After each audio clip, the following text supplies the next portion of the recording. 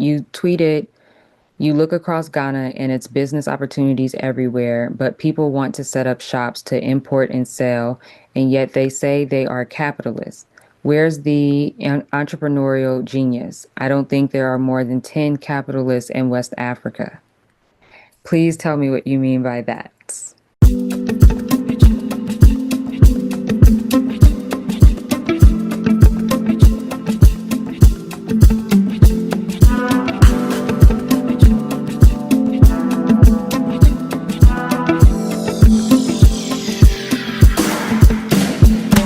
Everyone, this is another episode of Girl of the Diaspora, and I'm your host, Nakaira G. And today we have Jerome here. He is a citizen of Ghana. He's Ghanaian, and we're going to learn more about what he does and his economic and political stances.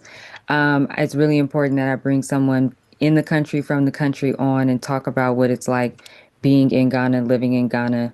So thank you, Jerome, for being here. Thank you very much. It's a pleasure to be on here. Yes. So if you can just tell me and the people watching, what do you do, and what has been your experience, being Ghanaian, living in Ghana? Let me start with my profession. I'm a chartered accountant. That's like a CPA in US terms. I'm also an economist. And for the last 12 years, at least 12 years, I've been writing about Ghana's economy, Ghana's investment climate, and the general political conditions on my blog, citytalk.com. So that's me. Yes. CD Talk. So CEDITALK.com. Make sure y'all check that out. I'll make sure to put it on the screen and in the description boxes as well. Okay. So what has been your experience working in accounting? And would you say it's a popular job in Ghana, a common job? Yes, it is. I would say if you are talking white collar work, accounting is one of the most popular in the country. I think it's a major that many young people are encouraged to go in because the employment rates for accountants is not as low as other white collar jobs.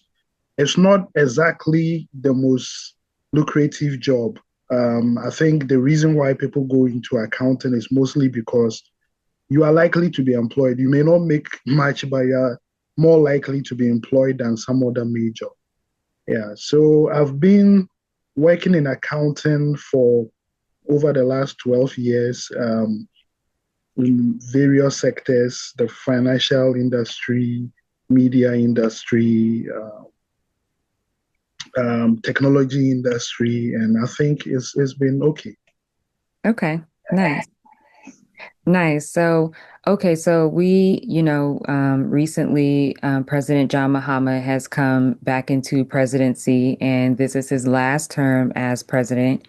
What has been the reception since his presidency? I think in order to give your viewers and listeners the context, let me take them back.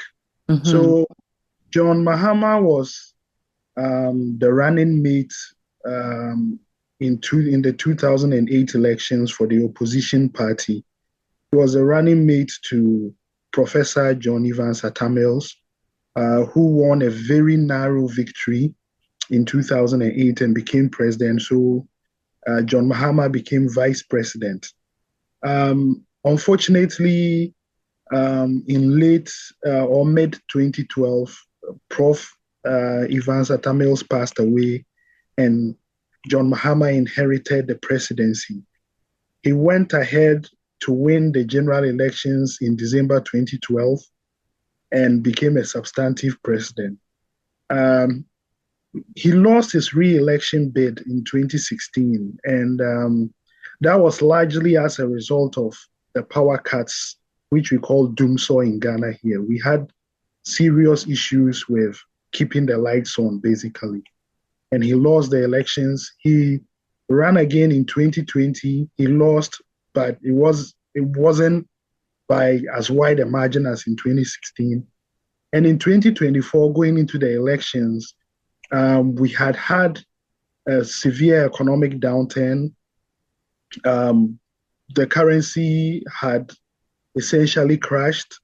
We had the government could not pay its debt, which essentially means people who had invested money with the government could not get their money back. They had to take what we call a haircut. That means they had to forego part of their capital in order to be paid.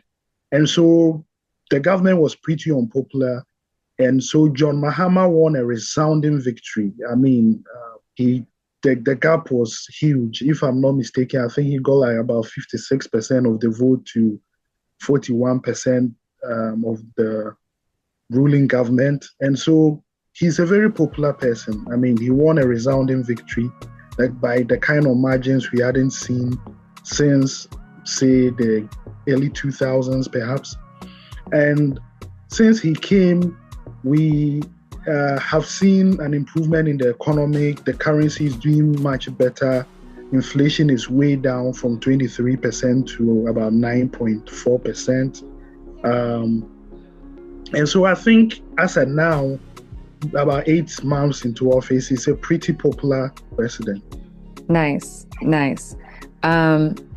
Yeah, it's really good that people hear from someone who is there to know, which side people are on, because we know in some other countries, the citizens are protesting some of the presidents that are in right now. We know that Madagascar, I think over the weekend, their president has fled the country, and there's a coup, I guess, currently as we are talking, still happening. Cameroon is having presidential issues, Togo as well, where one family has been, remained in presidency since independence. So it's really good to know that President Mahama is definitely, he's doing what he said he would, and that there's some good reception to that. I remember when Captain Ibrahim Traore of Burkina Faso, when he came to Ghana for I believe the inauguration, right? And Right. there was so much reception. I was so sad that I missed that and that I had no idea that was happening. But that was so positive to see, because I feel like right now African presidents are having a bad reputation, but there are so many that are really like fighting for their country and doing what they can. They might not be perfect, but they are doing something that is benefiting everyone. So before I get into some other questions, I wanted to talk about the tweets that I think the viewers would definitely be able to learn a lot from, because a lot of the stuff that you say on Twitter, I'm like, I'm not as well versed on, because there is the perspective that you have being a local and being a citizen. So there's a couple things that I wanted to see if you can expound upon, so that those of us, watching, those of us in the diaspora, can learn a little bit from. So you tweeted, "You look across Ghana and its business opportunities everywhere, but people want to set up shops to import and sell, and yet they say they are capitalists. Where's the entrepreneurial genius? I don't think there are more than 10 capitalists in West Africa." Please tell me what you mean by that. Well, I think we've got to look at the context of the tweet. Sometimes I tweet as part of a general conversation, and not necessarily in isolation. And this particular tweet had to do with a conversation about what Aliko Dangote of Nigeria is doing. So Nigeria's economy is sadly dependent on the production of oil. I think it's their largest driver of revenue, government revenue. And for years, they have tried to refine their own oil so as to supply the domestic economy with fuel.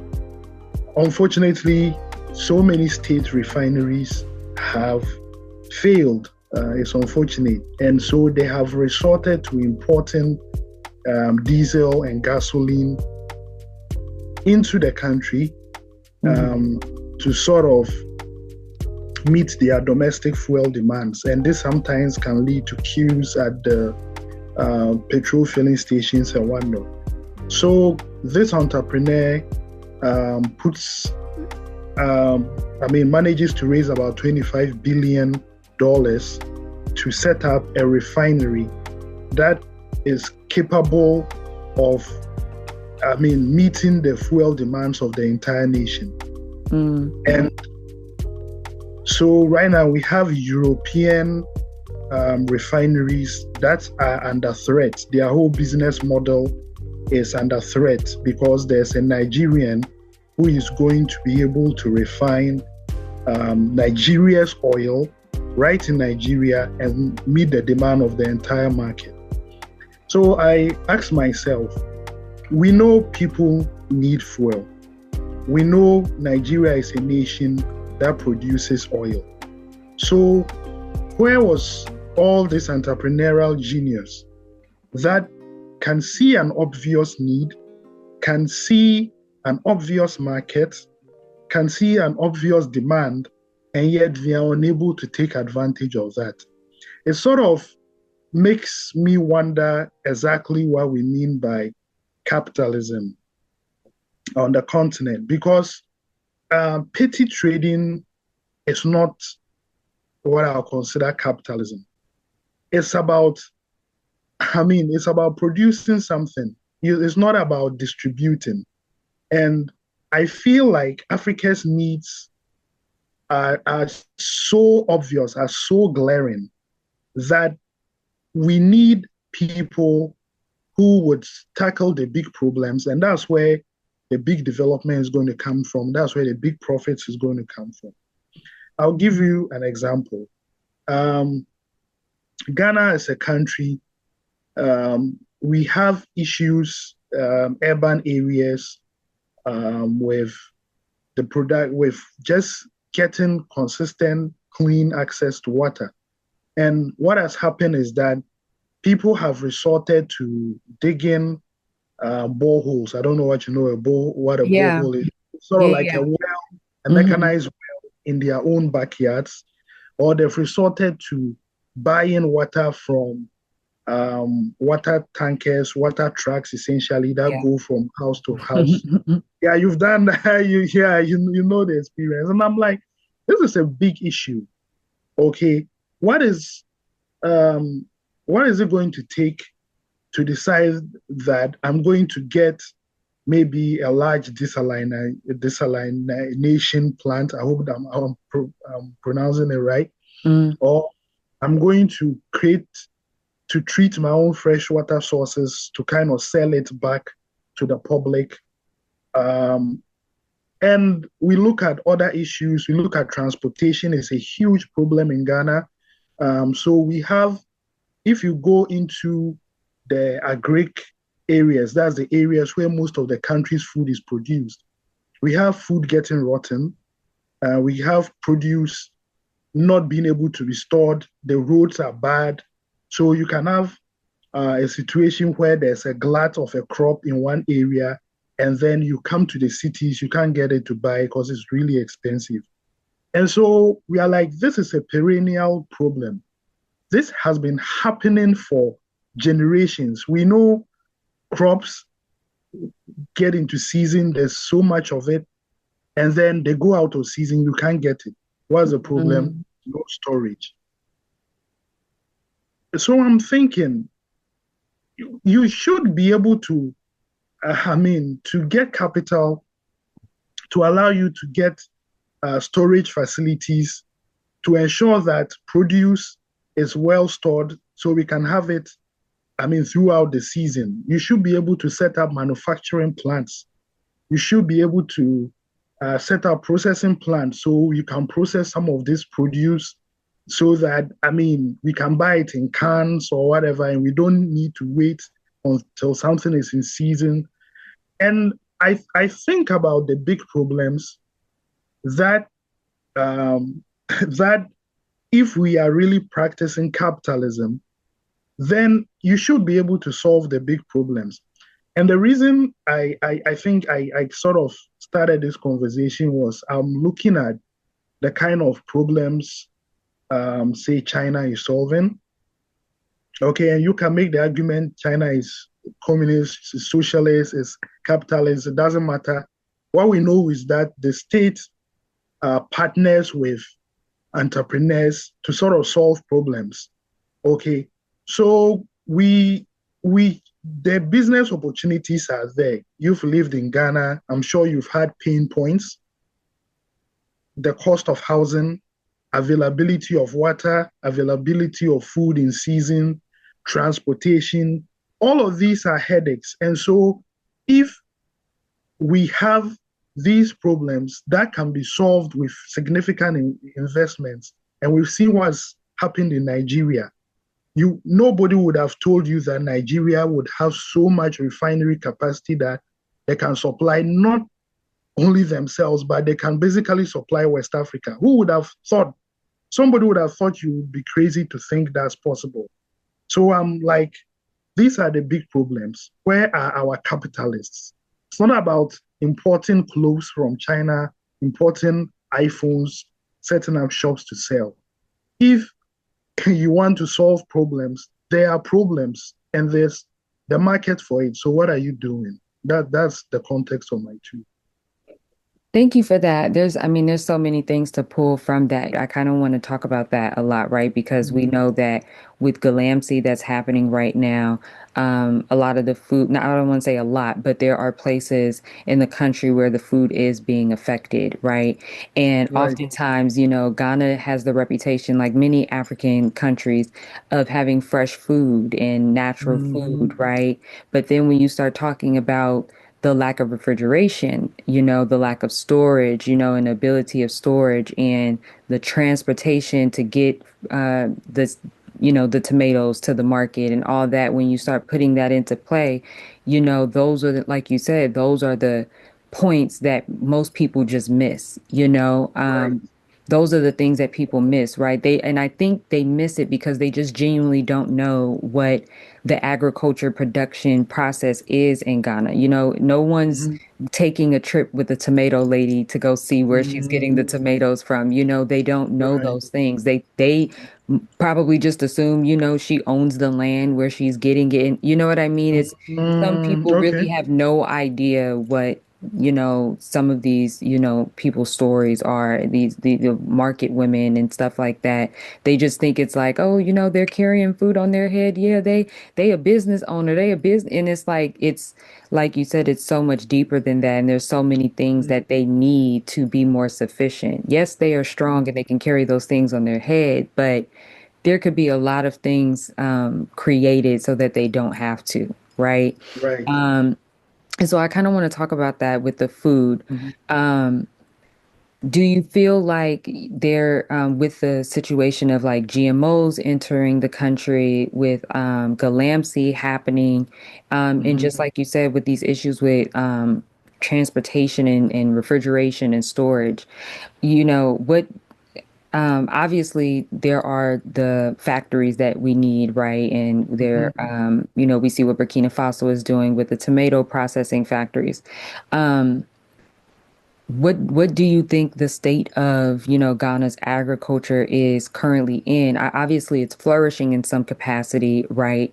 Mm-hmm. But what is the real threat? Because most people, especially the diaspora, they're coming with the thought of the food is the greatest food in the world, right? And it is. Mm-hmm. But what is the current threat, and how could people get into that business? Right. I think you are up to date in terms of the threat of Galamsey, which is illegal small scale mining and some large scale mining, in fact. That is polluting our natural water bodies with mercury, with arsenic, um, with cyanide, in some instances, with lead. And so it's a serious challenge. Ghana's fresh water bodies are under threat. Um, the previous government tried a lot to end it. They couldn't. The current government is trying a lot. It's also failing. And I think um, it's a multi-pronged problem. Firstly, gold prices are just so high right now that it's very lucrative. And so there's little incentive to actually stop what is happening. Secondly, we are unable to create jobs for our youth. And so the youth are engaged in these activities. And thirdly, if you go to the mining communities and you listen to what the mining people in the mining communities are saying, essentially they're like, you've been mining here for 100, 150 years. We haven't gained anything from it. All the wealth has been taken away. What do we have to show for it?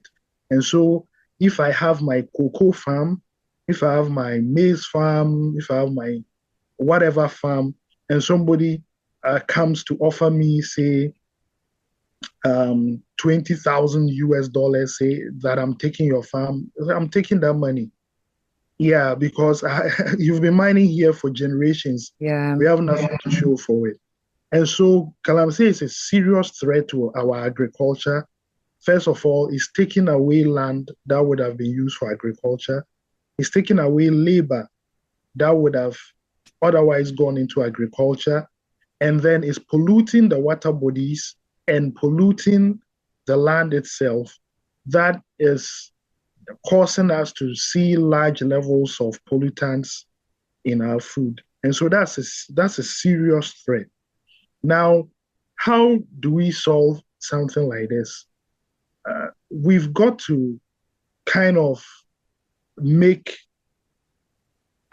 make economic sense to people because we cannot, these young men and women and children are engaged in a very dangerous activity, and they consider that activity to be more lucrative than farming, which is less dangerous and more sustainable. Why? Why is that so? Is it that there's no ready market for their produce? Um, is it not that they are not getting fair prices? Is it that there are no storage facilities? What is the problem that is keeping these people from farming and going into such a something that is very dangerous for their health? Because I mean, they are their forefront. Whatever poison they are putting in the waters, they are getting like 100 times the dose I would be getting. So, how do we make agriculture more of a business that would sort of stop these people from destroying their farms and going into Galamsey? So, I think that is not a question anybody, one person can answer.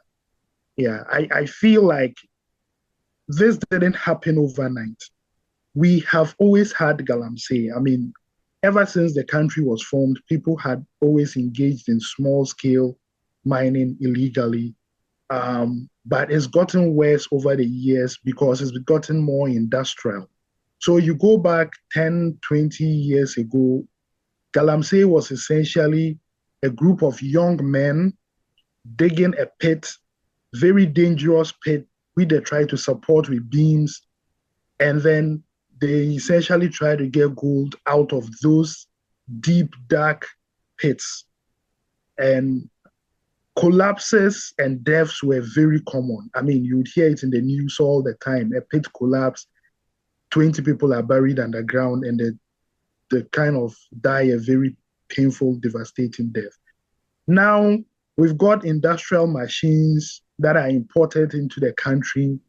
I'm talking about the kind of machines you would expect being used for construction is being used for Galamsey. And that has really changed the whole game because instead of a group of young men going deep into pits, we have people who can sort of build their own dams to stop water from flowing so that they can really dig deep into the ground, and they operate on a wide scale. Instead of going deep this time, they go wide. They mine right on the surface of the soil, on the surface of the water. They have industrial machines that can wash the rocks essentially and get the gold out of it. So any sort of attempt to end this thing has to to offer an alternative livelihood for these people. Otherwise, there's no conversation to be had. And I think for people in the diaspora who may have um, thoughts about maybe wanting to do agriculture in Ghana or something, you, I mean, I believe there are cutting edge technologies you might want to share. It's not really my field, but don't start with the assumption that um, everything is okay and there will be no opportunity for me to come to Ghana to invest in agriculture. Don't start with that assumption. Whatever technologies that allow for sustainable, um, profitable farming, whatever technologies you can share. There are so many people engaged in agriculture, like agriculture NGOs and stuff that you can talk to, sort of see what the problems are and how you can collaborate. But as you said, starting with the assumption that everything is okay and the food is A1, everything is quote unquote organic, and you could be having the wrong idea. So if you've got ways to improve, yes, you are welcome to share. The state of agriculture, food, and that's really helpful too, because I think that, so many people are getting into agriculture, especially from the diaspora. Obviously, the citizens and the locals are, way more well versed on a lot of the newer people that are coming in. But that's good to know that, not I don't want to say good to know, but it is good to know, that these things are going on, because it's one thing to buy some land and start growing, right? It's a whole nother thing once you want to sell that and you want to partner with someone, or you want to partner with someone local, or you know what I mean? I think that's where a Right. lot of people are getting stumped right now, because Mm-hmm. there's a lot of people buying land, but a lot of people Mm-hmm. are just building houses, right? And then the people who Mm-hmm. are buying acres of land to do farming, they might not be in a position to also create a factory or a processing factory, right? Or a Mm-hmm. storage facility. So I think those are the different gaps that, and hopefully that's something that everyone can come together on, because there's so many people who already have that land. Like you said, there's already people that are selling these things. So instead of kind of intruding on that part of the economy, maybe focusing on these processing factories. Mm-hmm. But why do you think that that hasn't happened? Why do you think, why isn't a lot of the chocolate, produced in Ghana? Why do you think that has gone on for so long? And do you see in the next, let's say, 5 years, that this is something that we will see a big change on? Well, I think yeah, to it's a matter of, are you ready to compete? So the thing about um, manufacturing, especially light manufacturing in a country like Ghana, is that you are going to compete with a lot of cheap imports, and nobody's going to protect you. So it kind of discourages lots of people. So you go to the market, you see lots of, say, canned products, many of them not made in Ghana, a lot of them imported. How are you going to beat these people in terms of scale, in terms of costs, in terms of affordability? And when you have um, a middle class which is sensitive on pricing, how are you going to ensure sustainability in your products?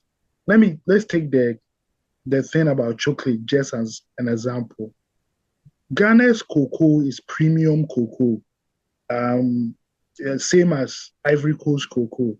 And over the years, what we've done is we used to, almost for the entire existence of Ghana, what we used to do is we will borrow money in advance from international banks to buy the cocoa from the farmers export the cocoa, and then now have to pay back all these international banks that we borrowed money from. Now, if you want to process your cocoa in Ghana, you want to make chocolate in Ghana, you are going to have to buy the cocoa at the same price that these exporters are ready to buy it. You are not going to get any favors. You are not going to get it cheaper. You are going to Cadbury's your competition essentially. Are you? Are you? Do you? Would you have the capital to compete with them? And are you sure that if you purchase at that price, you can process and sell it at a price to the Ghanaian consumer that they would be willing to buy, and that would allow you to be profitable and run a sustainable business? That's a big question. We've had cases of um, processing plants. There was a processing plant for starch, there was a processing plant for tomatoes. And what happened was that these people, these traders who were going to sell the produce raw, were out competing the factories when it came to the price they were willing to pay the farmers. And then what do you do in that situation? So the manufacturer is saying that, see, if I buy the produce at this price, I add the cost of my labor, my electricity, my marketing, my packaging, and everything, and I go to the market, I'm going to be killed by these cheap foreign imports. And the farmers are like, that's not my business. I want to sell my produce at the highest price I can get it. So it's somebody has got to say, no, I'm going to have to, I'm ready to compete. I'm ready to compete on quality. Okay. I can't beat these people on price. I'm ready to compete on quality. Or, you know what? Forget the local market. I can't, like, the price is not going to be competitive here, but maybe I'm going to sell it in the diaspora. Okay. And I think I've seen some of that happen in the shea butter industry, for example, where lots of products are made. They are not sold locally, they are sold in the diaspora because somebody in the local market, I had a very good friend who was selling very good shea butter products, excellent shea butter products. She sold it to somebody. The person took it and said, "Oh, okay, this really looks nice package." Opened it, smelled it, and said, "This is shea butter. Why? This is not what I was looking for. I mean, I can get this cheap. I can buy a whole like huge pack of shea butter in the market for cheaper. So why am I buying this package thing?" To that person, it's like they don't see a difference between the value you've added to your product and what they could buy raw in the market. So it means that you could get priced out of the Ghanaian market, but maybe your market is in the diaspora. Yeah, and so that's essentially. I don't want to ramble too long, but I think you kind of. No, that's really good. I think it's good that people hear that perspective because a lot of people do want to get into the shea butter industry. And a lot of people who do get into the shea butter industry don't really know what it's like for Ghanaians who sell shea butter in the country. You know, it's Mhm, very different. The reception, I had a chance to hear Hamamat speak about her experience, you know, and she has always said that obviously she makes most of her money, if not all, you know, from the diaspora, from outside of mhm, Ghana. You know, even though mhm, she puts in a lot of effort on the content and showcasing the women in Tamale and the women who make the shea butter and things like that. But I do think that there's a lot of space for all of us who are doing business to making sure that the makers of these products also really profit, you know, making sure that they really are owners of what they're creating. I think that's probably why there's a little bit of a discrepancy. You know, I want to see the people who are, I want to see those women who are making that shea butter. I want to see them living in big houses and I want to know that mhm, that they own that shea butter that they making. And, like I want them to also be a part of these factories and things like that, even if Hmm. it's just being a trainer and being the top person, like giving them real Right. reverence, because I think that's what happens a lot of times is people bring in these different technologies and systems and things like that. And then the makers of the and the generations of women and men in the villages who are born with that knowledge, they end up getting erased from the conversation. So I really appreciate, that perspective as well. So I just want to say thank you again for having this conversation with me. Hopefully we can have another one, kind of like an update on what's going on in Ghana, because people definitely Definitely. want to hear, what's going on. So thank you for joining me today. It's a huge pleasure. We should definitely do this again sometime. I think we have a lot to talk about. We're looking forward to another invitation. Thank you.